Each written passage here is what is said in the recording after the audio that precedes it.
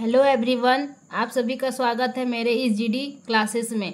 चलिए देखते हैं आज इकोनॉमिक्स के कुछ बेहतरीन क्वेश्चन को, जो कि वन लाइनर है। चलिए पढ़ते हैं। जब अर्थव्यवस्था में ब्याज दर ऊंची हो जाती है तो पूंजी का प्रतिफल नहीं बढ़ता है। संरचनात्मक बेरोजगारी का कारण अपर्याप्त उत्पादन क्षमता है। अवमूल्यन का प्रमुख लक्ष्य निर्यात को बढ़ावा देना है। हवाला, जो कि विदेशी मुद्रा के अवैध कारोबार से जुड़ा है। जब मुद्रा आपूर्ति बढ़ती है तो एलएम वक्र दाईं ओर हो जाता है। जनसंख्या के घनत्व का सूचक जनसंख्या भूमि अनुपात है। उपभोक्ता फलन का अभिप्राय आय और उपभोग के बीच संबंध है। नेक्स्ट है, राष्ट्रीय आय लेखा द्वारा अर्थव्यवस्था के संपूर्ण आय और उत्पादन का अध्ययन होता है। पेट्रोल और कार के बीच मांग की प्रतिलोच ऋणात्मक है, यानी इसका मतलब है कि पेट्रोल का दाम अगर बढ़ेगा तो कार की जो मांग है उसमें गिरावट आ जाएगी। 10वां है, एगमार्क श्रेणीकृत कृषि पण्यों के लिए जारी की गई एक विपणनशील है। नियत लागत ऊपरी लागत नाम से जाना जाता है। एक निश्चित सीमा के बाद वित्तीय घाटा आर्थिक गतिरोध की ओर निश्चित रूप में अग्रसर होगा।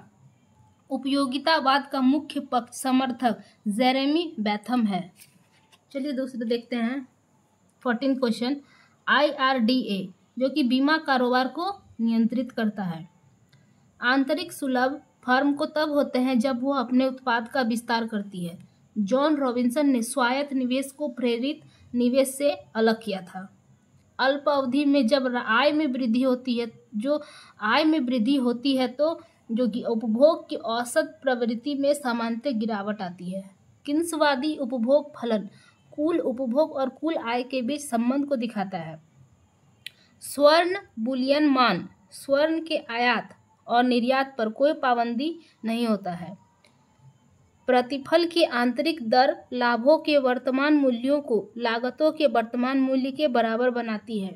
यदि ह्रासमान दर पर सीमांत प्रतिफल बढ़ जाता है तो कुल प्रतिफल भी बढ़ जाता है।